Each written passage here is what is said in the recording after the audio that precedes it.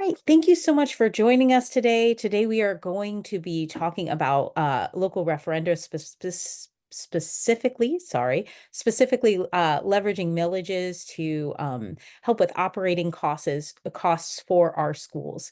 My name is Damaris Allen. I'm the Executive Director of Families for Strong Public Schools. We work with families and community members to strengthen our public schools so that our state will have a great future, and we will be able to provide a high quality public education for all students.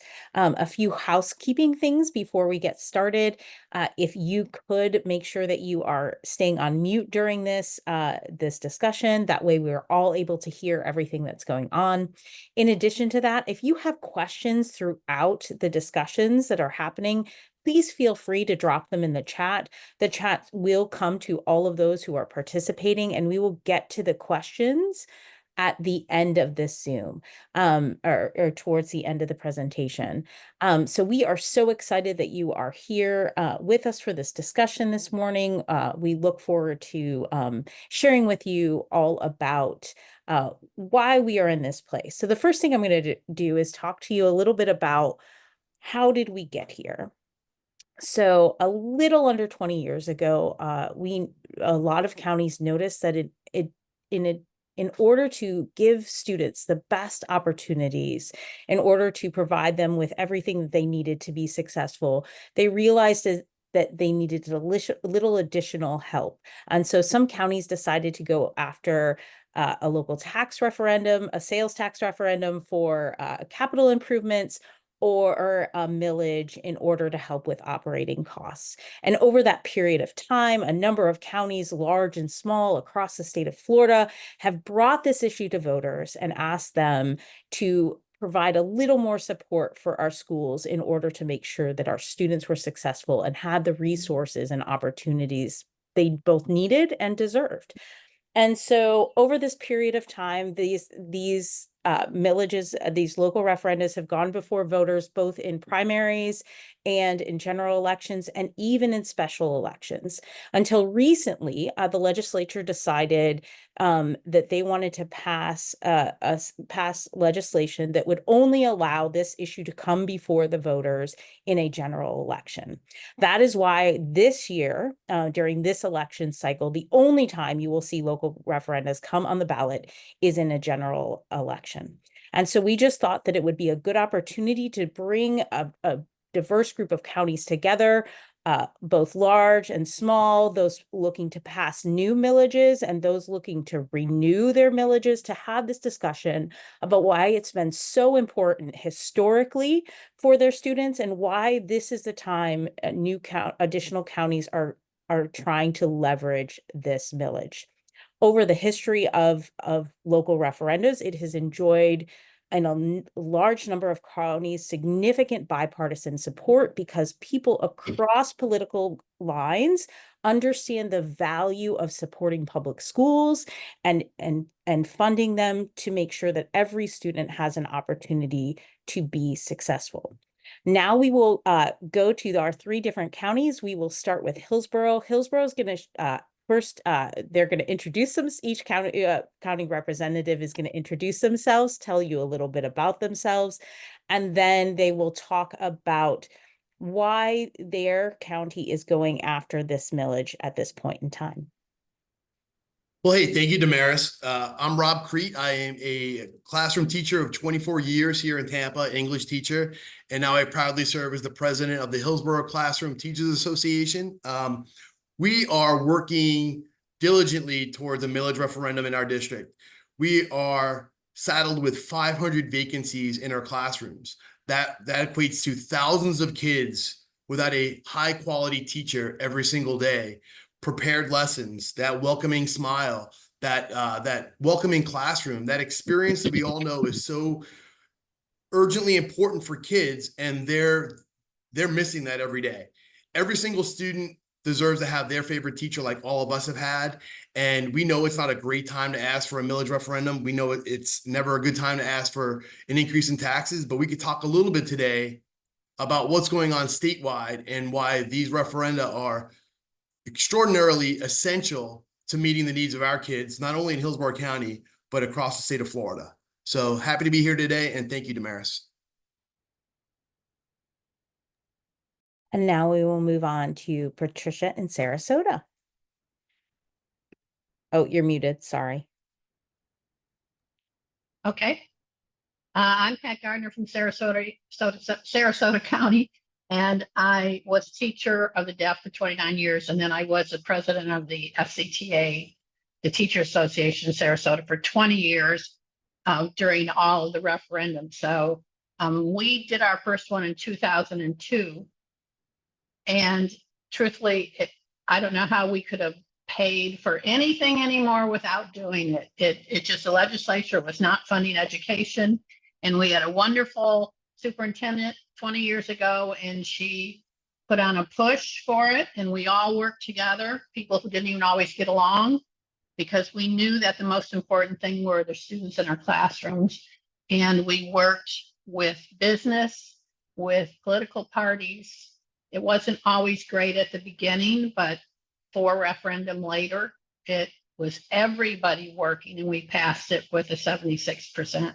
So we are concerned this year because of it being on a general election, and our ballot initiative is the very last one on the very last page all by itself. So our polling is showing that it would pass, but it's also showing a lot of people didn't even know it was going to be on the ballot this year. So we're very worried about that. And now we will move to Dr. Joyner in St. Johns. Hi, Damaris. Thank you for inviting me. My name is Joe Joyner. I served as superintendent of schools for St. Johns County for 14 years, 2003 through 2017, and then 4 years as president of Flagler College. And I'm serving as the chair of the PAC for the. We actually have two initiatives on the ballot. One is a re-up of our half penny sales tax, which we started 10 years ago, and that is coming up to be renewed, and we're certainly hopeful that passed with a good number of voters last time. We've had unprecedented growth in St. Johns County, and I think people realize that we just couldn't build schools anymore. The FEFP, the dollars coming from the state on building schools was just diminishing. And so we had a strong passage on this. This is our first ad valorem increase for operating expenses. And so the millage increase that we are asking for is the first time in St. Johns County. Obviously, all of our surrounding counties have passed one. And you can see from our average teacher pay in St. Johns County, we're a very successful district when it comes to academic achievement, but we are struggling with operating expenses. And so particularly teacher salaries and everything that goes along with that, safety, et cetera. So we're looking forward to a good result. We're also on the last page with two items on the agenda, and we're hopeful they'll pass. Thank you. And I'm sure you have noticed as each person spoke that one of the challenges that we face as a state, but also as a country, is that we are struggling to fill teacher vacancies with highly qualified teachers. And one of the extra challenges we have as the state of Florida is we are ranked at the bottom of the states in teacher pay. And so that is why it is so important that we have this additional investment in order to attract high quality educators. And that is a great indicator of student success is that every student has access to a highly qualified teacher in their classroom. I was wondering if, I'm especially interested in Sarasota. Can you share with us a little bit about some benefits you've seen from having this in place over a period of time? Have you noticed less teacher vacancies, things like that, as the state has struggled with that? I'm sure you heard from, as Rob mentioned, Hillsborough has a very high number of teacher vacancies. So I'm curious to hear about your experience having that, having the benefit of having this in place and now just being up for a renewal. Well, of course, Sarasota does have by far the highest teacher salaries, and nobody can dispute that that helps us to recruit and retain and steal teachers from other counties. I hate to say it, but it still doesn't make that big of a difference because you still can't afford to live here. So if we didn't have it, we wouldn't have. Let's put it this way: we're doing as well as we are because of that referendum. But if we didn't have it, we'd be like Hillsborough. We would have that many openings, I'm sure. So it's not only helped retain and recruit teachers, but we've got this safety and security we put in before everybody else did. We've hired more guidance counselors. That was one of the things I think at the beginning. Our workforce development is a lot better than it would have been. And there's a lot of things that we sold it on the first time that we made sure we fulfilled the promise. And I think that's why it's so highly supported now, because we did give them exactly where the money was going to go. And we knew that their number one was teacher salaries. And we gave them that, and we proved to the voters that that's what they got. And so now when they see it, they know they're going to get what they paid for. And so if you don't have this moving forward in Sarasota, what do you expect the impact will be? Well, you're going to have to cut $120 million out of the budget. So you're going to see probably, as I would tell everybody, you're going to see layoffs. I'm guessing you might see frozen pay. You're going to see a lot of openings that aren't filled. They'll be filled with substitutes. They're going to have to, whether they like it or not, cut programs after school for kids. There's no way you can lay off people and not cut programs after school. So it's going to be catastrophic. And I think the voters know that. I think they support the millage. Again, that's not our problem. Our problem is, do they know? We changed leadership this year of who sold the PAC, who sold the referendum. For 20 years, it was the same group, same PAC. This year, it's a different group. And so right on a general election, different group. I'm not sure, and I'm not really part of it. I'm the treasurer of the PAC, but I'm not part of the daily grind. And I'm worried that it's not getting out to everybody. But I'm not afraid they won't vote for it. I'm afraid they won't go to the last page and vote for it. Yeah, I think that's definitely a common concern across the board, is raising awareness, which is why we wanted to bring everyone together today. Rob, can you talk a little bit about where we are now in Hillsborough and how we expect to see this additional funding improving our schools, making everything better for our students, maybe not just as far as teachers are concerned, but also transportation to schools, things like that. Yeah, and I think you're keying in on something that's important, that it is inclusive of everything that it takes to educate a child here in Hillsborough. So it goes beyond teachers. It's support professionals. It's those bus drivers. It's the lunchroom workers. It's the custodians. I mean, here in Hillsborough, we do not have a competitive wage. And to Patricia's point, I mean, we're talking about livable wages for people that are doing a certain vital job for our kids, our communities, and our society. And when we're out there talking to people, everybody, it doesn't matter what political party you're part of. It doesn't really matter. Democrats, Republicans, independents, everybody believes in a adequately funded full public education for all of our students. And in Florida, we really struggle to do that with, and I know there's been some mention of the FEFP. I mean, we just don't have enough money that's flowing from Tallahassee to our public schools to help our kids. And that's really an issue that we have to deal with statewide. But here in Hillsborough, I mean, we're ground zero for all of the issues. 500 vacancies, thousands of kids without teachers, thousands of kids that are late to school every day because buses have to do double or triple runs to get them to school.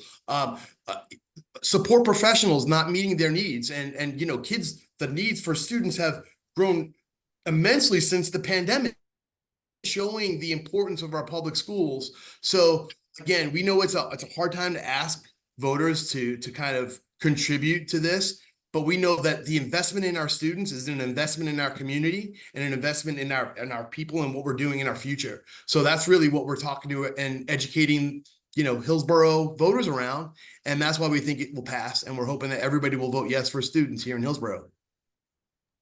Thank you. And Dr. Joyner, can you share a little bit about expected what we can expect if this does not pass in St. John's, and then what we can expect if it does pass? What would be the benefits? So really, can you paint a picture of the oppositions for the two sides for St. John's for us? Well, for the half-penny sales tax on construction, we're building a little over one school a year. And if we don't do that, we're going to have dramatically overcrowded schools. I think that's easier for people in St. John's to understand because they voted for it 10 years ago, and they just need to open the front door to see what's happening with the growth. And we simply would have overcrowded schools. The bigger issue is our ability to be competitive with teachers, and particularly teacher salaries. And just like Rob mentioned, everything that we talked about, we're struggling for bus drivers as well. And so a competitive salary and being able to keep with even our surrounding counties is going to be critical. So if it doesn't pass, then we get further in the hole. And that could be a dramatic decrease in the quality of education that you've been able to get in St. John's for so many years.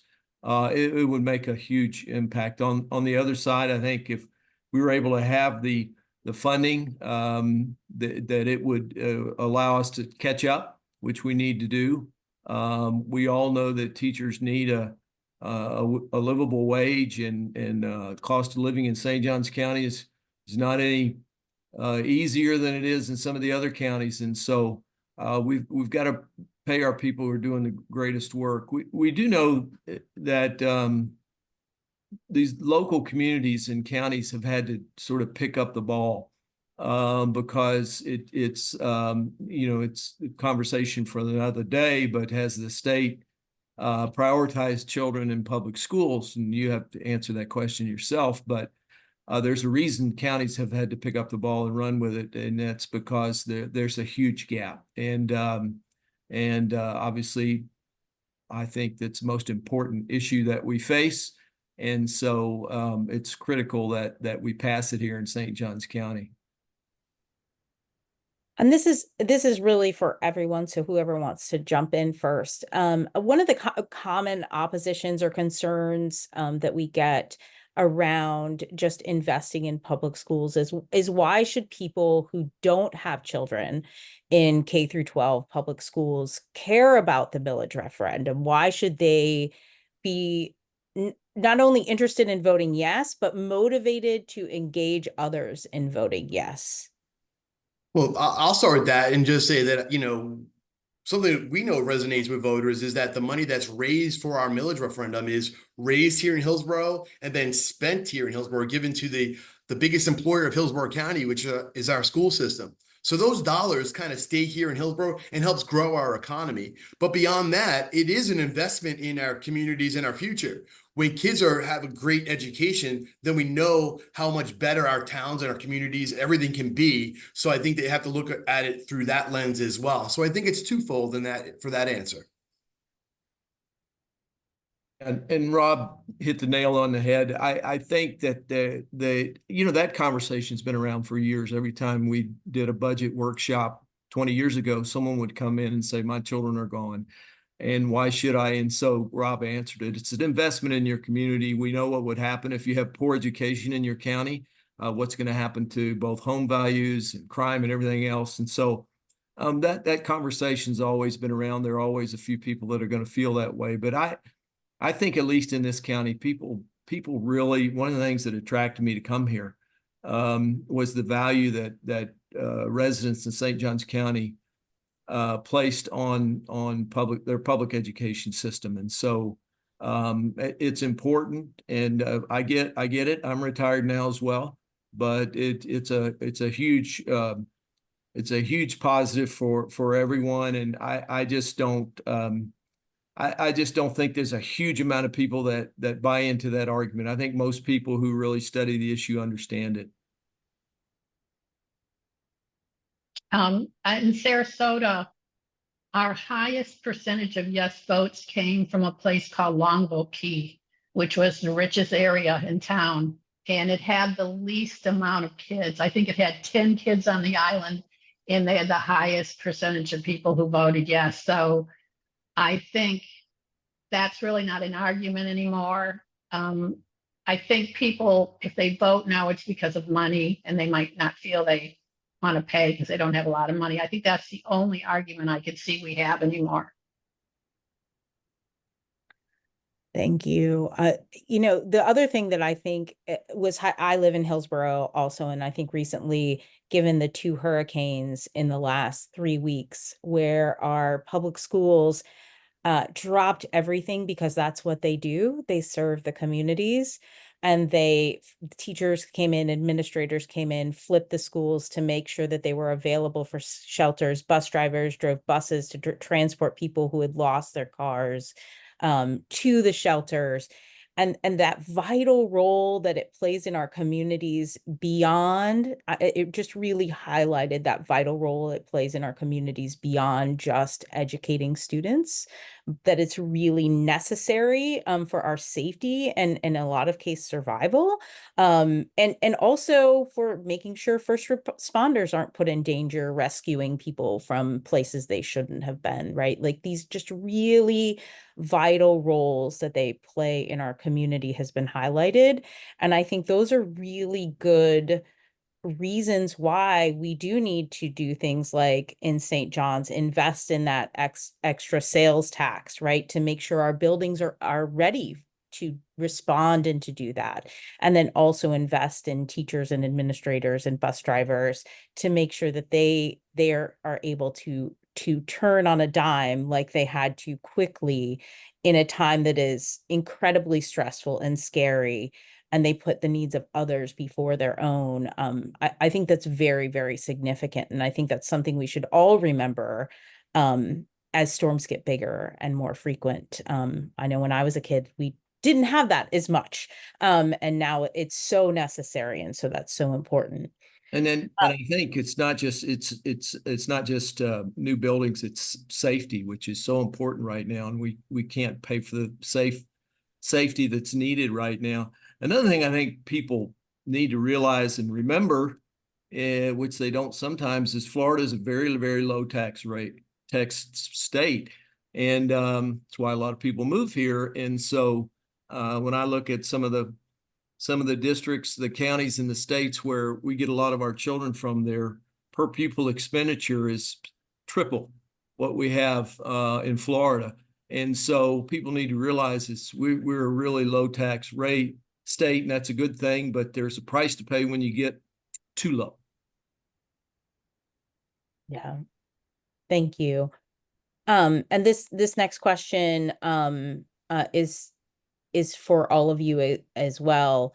What are the most common arguments you have heard against the millage? And then how do you typically respond to those concerns?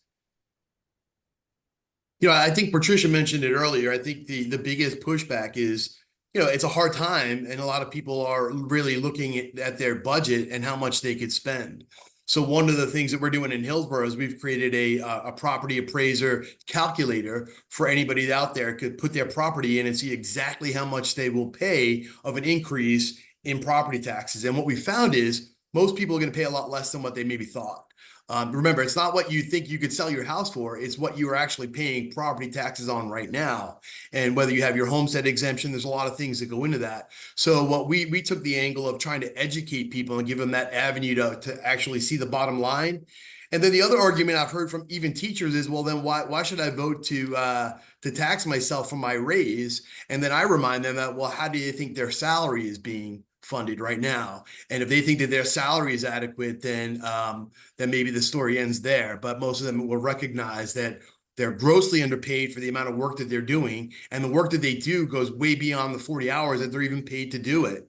So we think it's a vital ask of our community, and honestly, we're optimistic that the community is going to make the right choice and vote yes for students here in Hillsborough.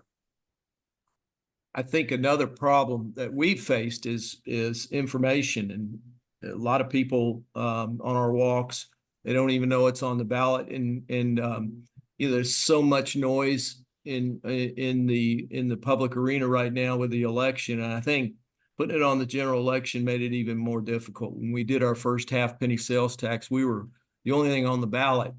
And so those motivated voters, both for and against, were out there, and now getting the word out with all the noise on political noise that's out there now, I think has made it more difficult, and people are just not aware that it's on the ballot, and that's not a good thing.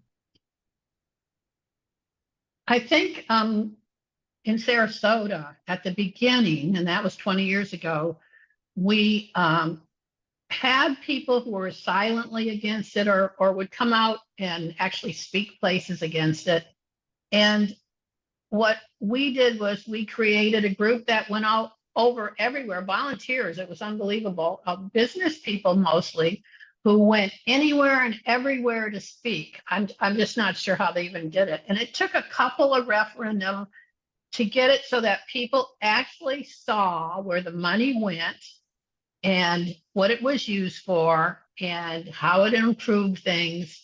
And it really took a lot of that, the first two, to get to the second two, when we really didn't have any opposition at all. And so it just took a lot of work the first 8 years to get to the last 8 years, I guess. And so it really just takes them to understand this is what's on the ballot. This is what it's for. Here's where every dime goes. And I remember I ran an ad, one of those referendum, and it said, here's where your referendum money goes. It was a half page or a whole page ad, and it had, and I'm making this up because I can't remember, 300 teachers, 400 guidance counselors, so many bus drivers, so many this. And I actually had people calling me from the business community, and even just, I think our insurance adjuster called one day and said, that's the first time I've ever seen where my tax dollars are going. And if they see where it goes, they're going to go vote for it because they know it's not being wasted. So it's really educating the public on what the money is going for. Everyone has pretty much mentioned that one of the challenges is that it's at the end of the ballot, right? I think we face this every time we go after a local referendum at the end of the ballot. Not only that, there's a lot of challenges around this is a presidential year, so there's a lot more information go out there, and the ballots tend to be a little longer. We have a number of amendments and things like that. How does the average person get engaged? How does the average person raise awareness and share that this is important? What have you seen worked, and what would you suggest someone do who is in a county that is, and I'll share all of the counties in a moment. There's 11 counties with a millage on the ballot, who is in a county where there is a millage on the ballot. And well, everyone. Yeah. What we did was, again, we had the speakers at the beginning, but we also included every parent group at a school.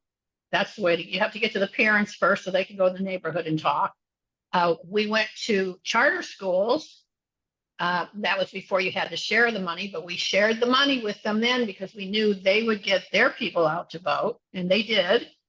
And it took a while to get all of the business community, but we finally got Argus and the developers and the builders, which was not easy to do at the beginning, to realize this helped them too. And it just takes so much. It also takes money. We budgeted money to buy signs and shirts. And I know signs don't work as well anymore, but now it's all technology. But you have to have money to get on TV and do radio ads and do all the technology ads that come out. And you have to have people donate to a PAC. I know people don't like PACs, but you have to have a PAC so you can buy the things to get the information out. And so that's important too. Yeah, and I think Patricia really keys in on the most important thing is educating the public and finding any possible way to do that. Radio shows, community town halls. And I believe it has to begin with a grassroots effort. It has to begin with the educators. They're often seen as a voice of reason in their, with the parents. We always say how parents typically love the teacher that they have. It's other teachers that they talk about that they maybe, I'm not sure about them, but their teacher they believe in. So when we get the teachers as the blades of grass in a grassroots effort, that's the most effective way to get the message out into the community. And that's what you want people to believe and understand. And so, like we're saying, bottom of the ballot, but kids are always number one in our hearts. So that's what we have to get them to look to. Yeah, and I think that's a great point, Rob, starting with your own employees. I think when we did the first one, I think I did over 100 presentations, went to every school, and then every bus barn, everything else, and every chamber, and just to get the information out and you try to sell three things. Number one, you have to demonstrate the need, and you really have to sell the need, just not saying we need more money, just why, and really be upfront and honest about that. The second thing is really to demonstrate that you've been good stewards of the dollars that you've been given in the past. And, in all districts, somewhat close to 85% of the budget is in people.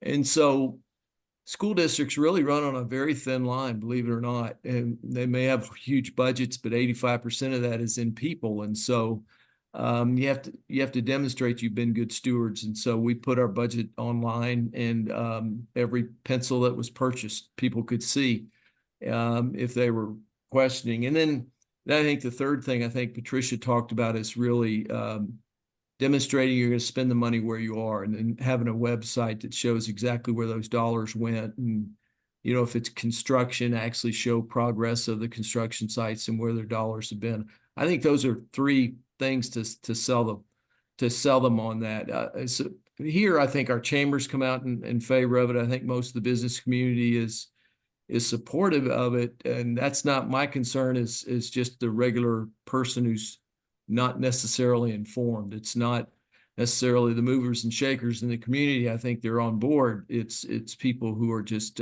unaware. How have you engaged in speaking with students around this issue? I know personally, one of the reasons I'm involved is because my kids were in public schools. And, over the years, I saw hot classrooms because we didn't have the money to repair the air conditionings in the schools.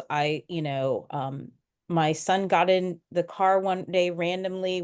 Every day he would say how much he loved his AP US history teacher, which, by the way, was not his favorite subject. He just fell in love with the subject because of the teacher. And one day he got in the car and said, yeah, my favorite teacher is not here anymore. I mean, a teacher that every day I picked him up, he was so excited about, couldn't stay in the district because he couldn't afford to stay in the district, right? And so that for me was a huge motivation, was hearing from my student, and then my child's friends. How have you heard from students in these efforts? How have they been involved at all? We did another webinar last night, and one of the students said, we are the most impacted, but we don't get a voice in this. And so how have you been able to either elevate their voice or at least listen to their voice throughout this process? And this is for everybody too, if you want to. I'll start. I think when I was president of FCTA, first and foremost, I wanted to make sure nobody got in trouble. So there's a lot of rules with voting and how to talk about voting and ballots. And so I would always say to my teachers, you make sure your principal knows what you're going to do and okays it, because you couldn't even have a car topper on your car in the parking lot. I mean, there's a lot of things you have to be very careful about. So I actually would call the school board attorney every time and say, okay, what are we agreeing on this time? And so we would just open the book, figure it out. So it's very difficult to talk to kids about it. That's probably something you need to go to the parent group at the high schools and say, you need to talk to your kids about it because Mrs. Jones really can't do that. So I always told my people, maybe stay away from it unless your students ask you, and then make sure your principal thinks it's okay. Yeah, and I agree with Patricia again. It's a difficult line to walk because there is a level of separation that we need to keep from the students they can't be part really on the front line of this campaign, but we can listen to them. I know, and Damaris, in Hillsborough, we've had a few of them at press conferences, and we've even had a few of them write to the local paper talking about what their experience is like when they don't have a highly qualified teacher. And Damaris, I think your anecdote about your son, enthusiasm is something that is super important for a classroom teacher to bring every day. When a teacher is enthusiastic about the lesson, it permeates the entire learning environment and it gets kids engaged in things that they normally wouldn't be. So when I would have, I'm an English teacher for 25 years, and you get kids in that classroom that are the math students, but you want them to be engaged in Edgar Allan Poe. And what that's going to take is my enthusiasm for the content and getting them all on board. And that, you're rekindling that fire of how I love being in the classroom. And again, the importance of having that highly qualified teacher in front of all of these kids. And regardless of the district, that's what this is about. Making sure that every kid in Hillsborough County and in Sarasota and in St. Johns and across the state of Florida can have that experience, because it's so impactful for really their education and for their growth, to becoming a successful and productive adult.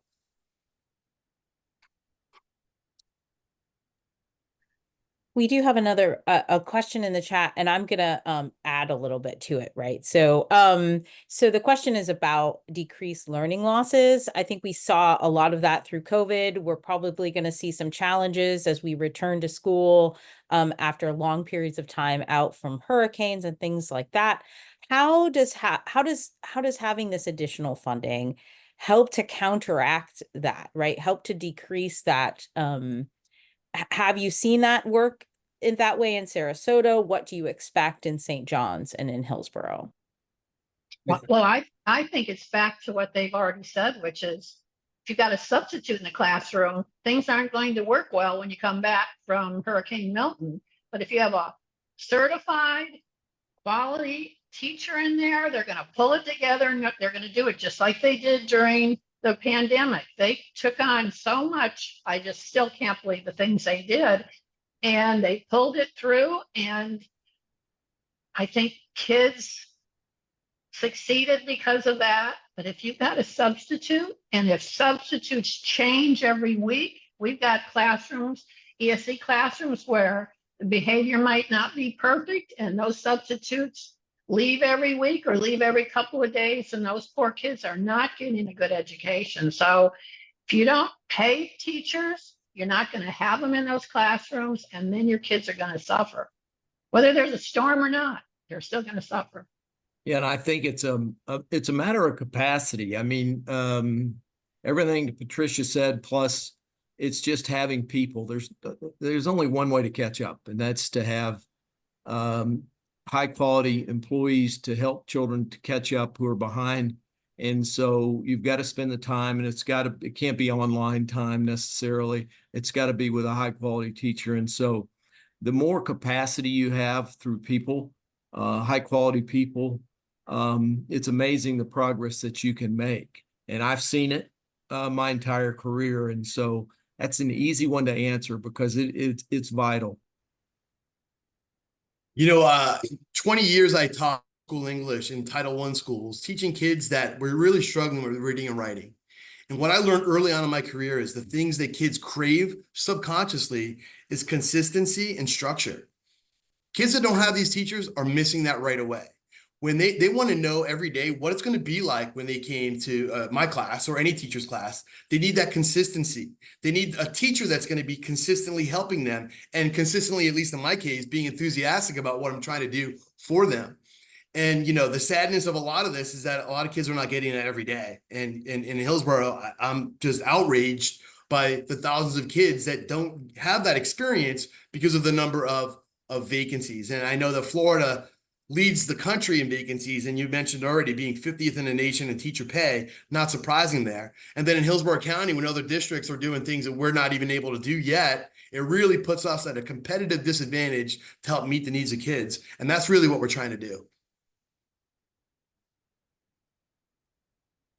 Pat, you mentioned that Sarasota had followed through on all of their commitments that the referendum promised, and that has helped to propel this forward. How was that achieved? Did you have a citizens oversight committee? And how was that communicated to the Yeah, general? under I think the very first referendum that passed, Wilma Hamilton was our superintendent, and she put together a finance committee that would meet once a month. And they basically were going over budget items and what the referendum paid for. Now, they didn't really have any say. They didn't vote on anything, but they were there. They were mostly business people in the county, and they got together and they would look at everything and ask questions and point out things. And yes, they looked at, make sure the money was being used where we promised it would be used. And a lot of those people had been the speakers that went out and made those promises, and they were sitting there going to make sure those promises were fulfilled. And they were. They were very, once you get the money, it's very easy to fulfill the promises. You do it, you raise teacher pay, you hire some more guidance counselors, you put more money in workforce development. It's very easy to do and fulfill the promise if you get the money. Thank you. And just as a reminder, if anyone has a question, please feel free to drop it in the chat. For those on right now, as we're waiting for additional questions, if there are any, is there anything else that you haven't shared or that you would hope that I would have asked you that you would like to share with those on the call? I have to say, in Sarasota, one thing the referendum did for us was it brought all these people together who didn't necessarily like each other. There were politicians and school board members. I remember sitting in my office and somebody walked by in a hoodie, and I'm thinking, who was that boy in that hoodie? It ended up being the chairman of the school board, who wasn't really speaking to me a lot. And we all just realized how important it was to get it done. And we all started working together. And truthfully, I believe that helped our future relationships. It brought us together, and it really helped us work together for one thing. So if we were, I remember I would monitor the newspaper for bad letters to the editor against a superintendent or something. And I would always get on in the comment section and say, you have to vote despite your problems with this, because this is not about a superintendent. They come and go. Excuse me. It's not about this or that. It's about kids in their classrooms. So I think it helped us get together. Robbie, you're muted. I like what Pat's saying, and I agree with everything there. It's really about communicating out about the great things that we do in our public schools, despite being 50th in the nation in teacher pay. I mean, the things that are happening are amazing, and the value that that the communities are getting for the dollars that they spend on our schools is outstanding. And we just need a little bit more to do a little bit more for our kids. And I think that's what we really need to kind of express and really get out there to the community. We spend so much time working in our school sites, trying to meet the needs of kids. We never come out and say, hey, look at how great we're doing. We got Damaris from here to there. We got Joe from there to there. And I mean, there's so many things that happen every single day, but we never have the time to kind of just go outside and tell everybody, hey, this is working. We just need a few more bucks and we can do it even better and more effectively. And I think there's something there. And it creates a challenge for all of us because, again, we have our heads down doing the work for kids every day. Now we have to come out and engage the community about that work and why we need a little bit more. That is great comments, both of them. You know, one of the things as a superintendent that was so frustrating to me because of the lack of state support and being at the bottom of states and funding schools is that you're trying to negotiate salaries, and it ends up being invariably, because I know where the money is spent. And I mentioned before, some 85% of the dollars are in people. So the choice was always cut people to give the increase that you need. And that's a horrible choice to have to make, because both of those things are important. And so it always came down to, oh, we've got to cut people to give a living wage or an increase. And it was just so frustrating as a superintendent. It's just so frustrating because you need both of them. And as Rob mentioned, it's just a little bit more that'll help you accomplish it. And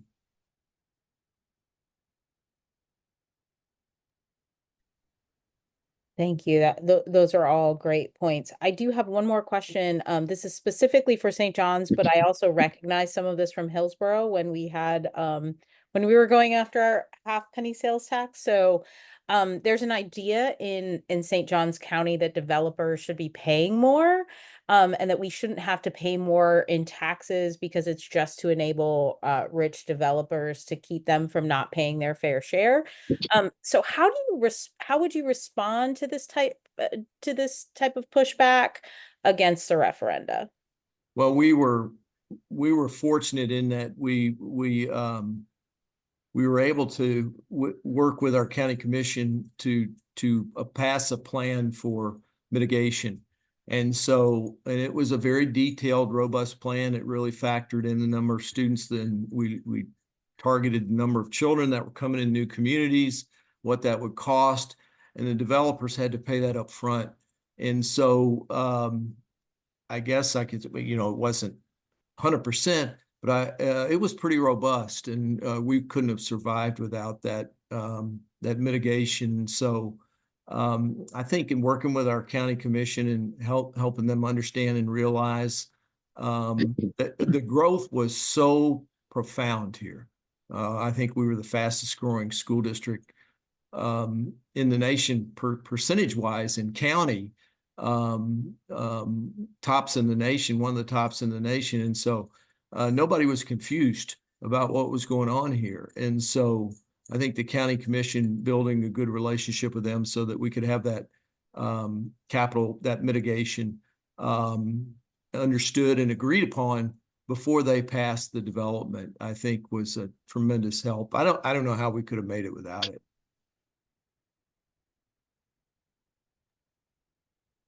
Thank you. Thank you for that. And I know we dealt a little bit with that in Hillsborough, and we ended up increasing our impact fees.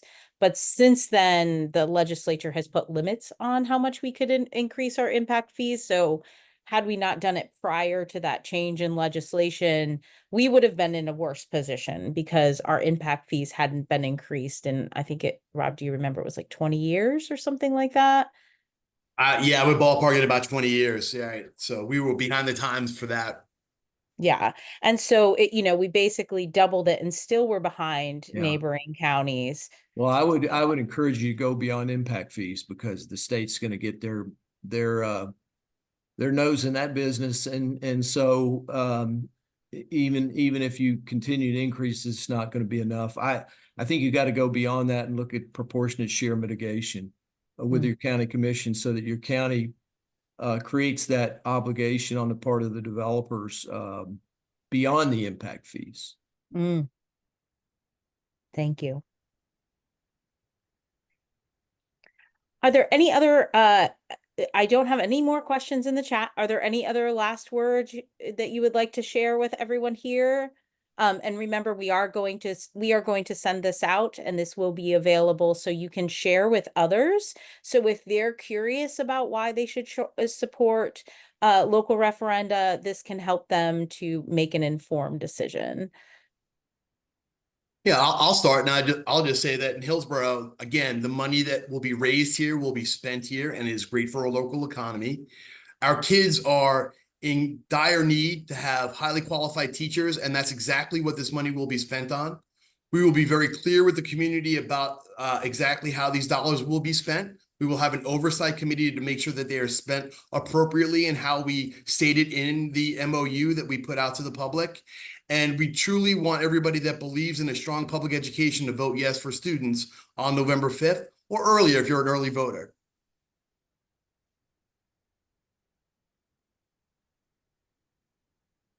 Ditto.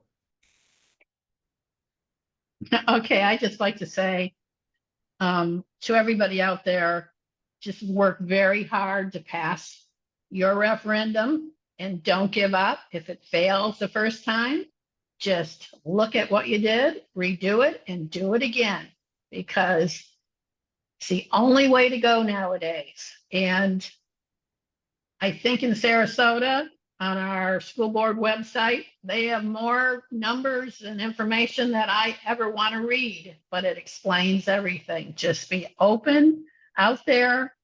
Just keep working at it. Don't give up. And we do have one last question that popped into the chat. So early voting has started in over 40 counties, I think, as of right now, and it just came to me. Sorry, I know you're looking. Early voting is started in over 40 counties, and mail-in ballots are out.